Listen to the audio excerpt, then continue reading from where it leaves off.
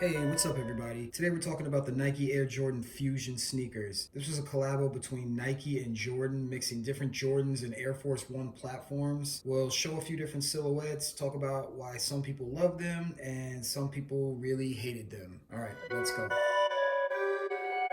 We're going to be talking about the Nike Air Jordan AF1 Fusion 6, or as it's known, AJF6. We'll focus on this version of Jordans, but we're also going to be talking about the whole AF1 Jordan Fusion movement, and we'll cover a bunch of different pairs. So this pair of Nike Air Jordan Fusion 6s, these were purchased, I bought these back in 2008.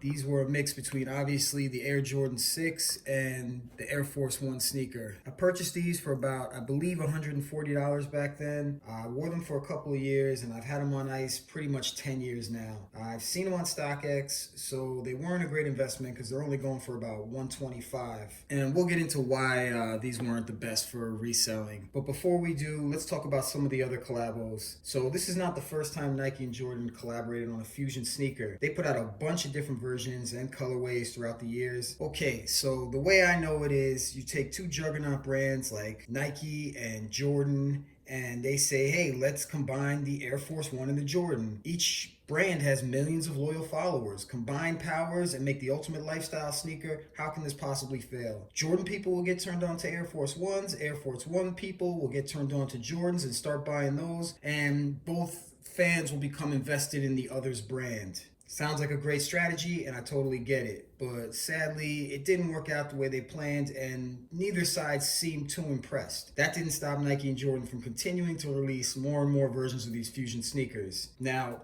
personally, I'm of the belief that a cool pair of sneakers is just that, a cool pair of sneakers. And if I like them, I'm going to wear them. I thought some of the Fusions were cool.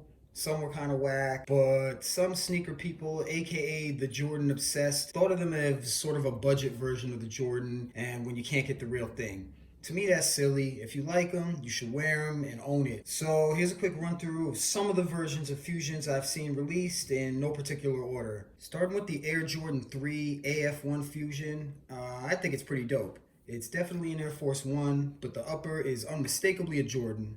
Hate it if you want, but I would definitely rock these. Next up, you have the Air Jordan 4 AF1 Fusion. Again, this is unmistakable Jordan 4 upper with an obvious Air Force One midsole and outsole. Now, I could see why this would annoy the purists, but the Jordan 4 and the Jordan 6 are my favorite versions of Jordan, and I also love Air Force Ones, so I could see the appeal in these. That said, I would really have to try them on to understand if I really like them. Next, you have the Air Jordan 5 AF1 Fusion, and to me, this one is no fun at all.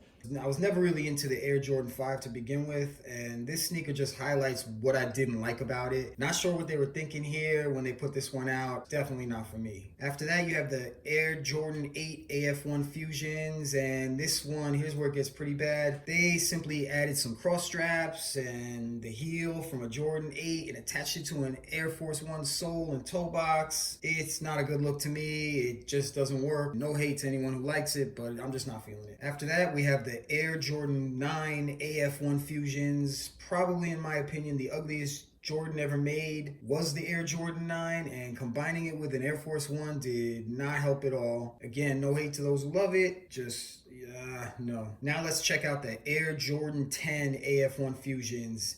Now this collabo I kind of like.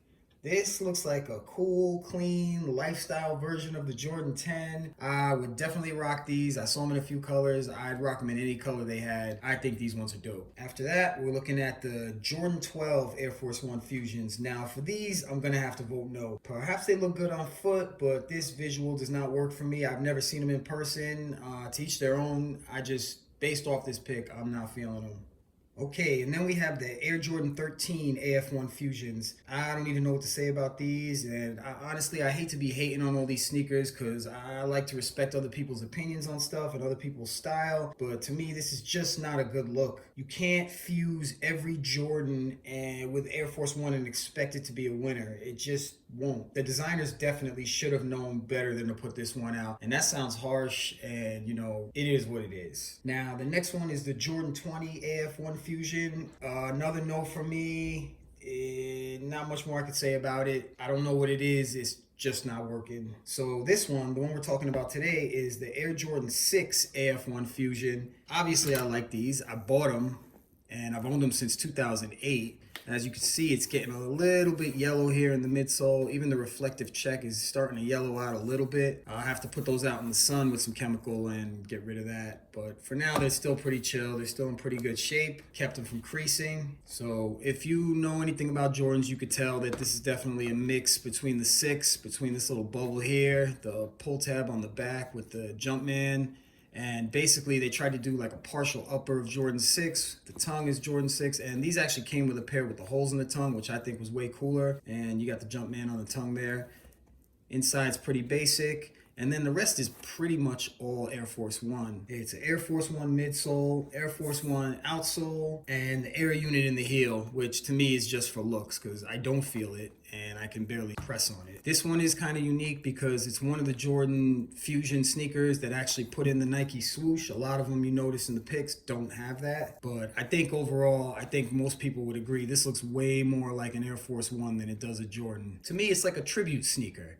I like the Air Force Ones. I like the Jordan 6s, as I mentioned. So I think it's kind of cool. Now let's talk about the diehards, the diehard sneakerheads that just been hating on these Fusions for years. Now I can understand that on some level, but if you love Air Force One and you're looking for something a little different that's at relatively a good price, I wouldn't dismiss these just because of what a few people say. Wear what you like. Check this out on the inside. The best of both worlds. Some people might disagree with that, but I think it's kind of cool. So as I mentioned, these kind of just been sitting on the shelf for 12 years. I'm going to be breaking them out in the spring, and I think they sat on that shelf for long enough. So I'll put a few more miles on them. Thank you for watching my video. I try to put at least one video out per week. Please subscribe, please ring the bell, please like and comment down below if there's any kicks you want me to review or any stories you want me to tell. Also, check me out on IG at E21Life. I'm always putting up some pics there. So let's get you some pan around shots and a few more shots on foot. Thank you again.